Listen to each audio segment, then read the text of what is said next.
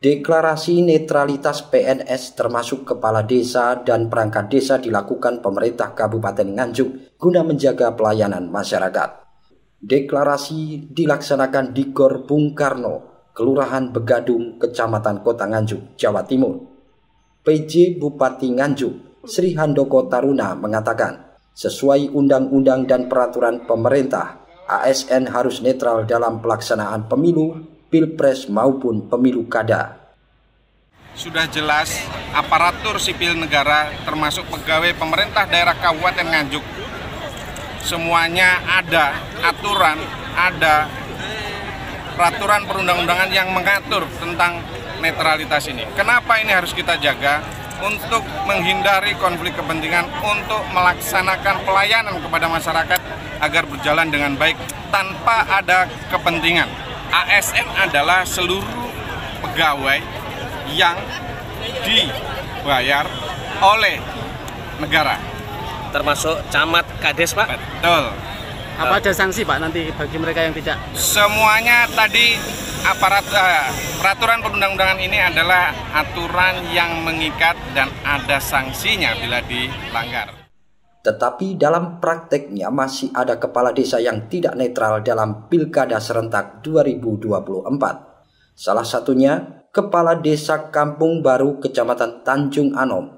Saat ia syukuran, ia mengundang salah satu calon bupati dan wakil bupati Nganjuk.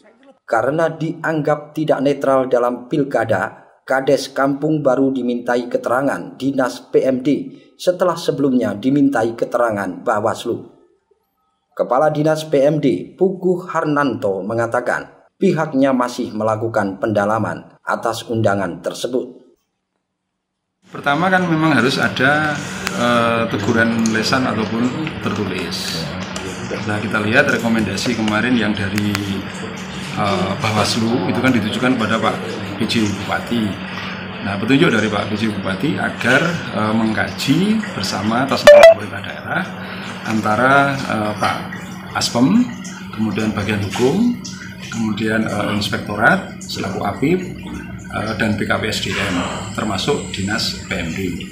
Nah, dari kajian itu harapannya nanti akan terlahir mengacu kepada pasal 30 di Undang-Undang Pemilu, yaitu apakah nanti cukup teguran lisan, apakah teguran tertulis, jadi sanksi administratif di situ.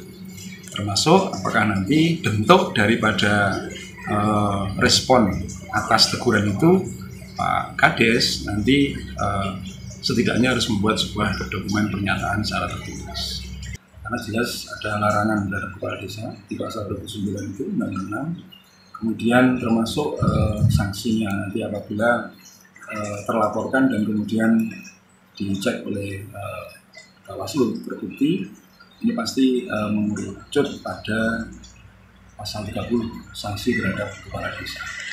Di pasal 30 jelas disampaikan dengan rekomendasi dari Bawaslu nanti apabila terbukti ada kesalahan di sana, ya jadi disampaikan di ayat 1-nya sanksi administratif berupa teguran lisan dan atau teguran tertulis.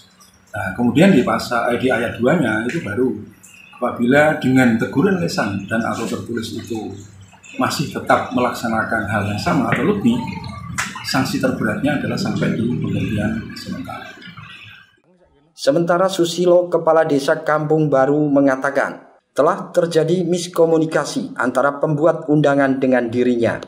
Sebenarnya ia mengundang warganya yang juga tim salah satu calon bupati, tetapi dalam undangan ditulis calon bupati, ia akan netral dalam pilkada.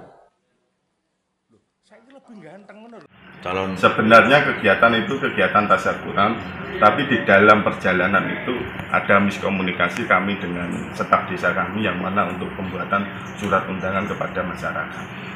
Tapi itu benar-benar mengundang atau seperti apa?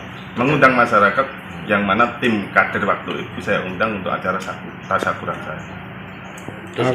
Kan itu gini, yang jadi permasalahan adalah ini di masa kampanye dan di situ mencantumkan nama paslon 03 Kang Marhen dan Mas Yandi kan gitu. Nah, itu apakah awalnya sudah koordinasi atau seperti apa itu? Ya, koordinasi sebatas hanya menyampaikan saya waktu itu menelpon staf agar membuat undangan terkait tasyakuran itu aja. Tapi staf itu waktu diklarifikasi sama Bawaslu itu mengatakan bahwa salah dengar atau seperti apa. Bisa disampaikan Pak Kades mungkin tasyakuran dalam rangka apa gitu? Tasyakuran waktu saya pulang dari pondok melakukan perjalanan hukum. Terus dengan adanya sanksi UU Desa ini seperti apa?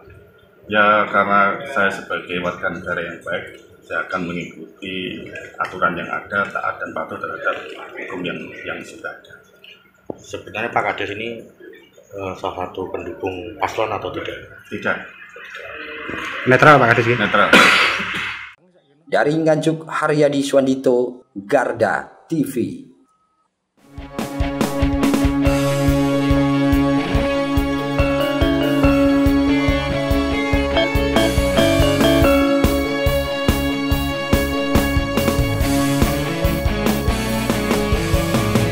Garda Revolusi Multi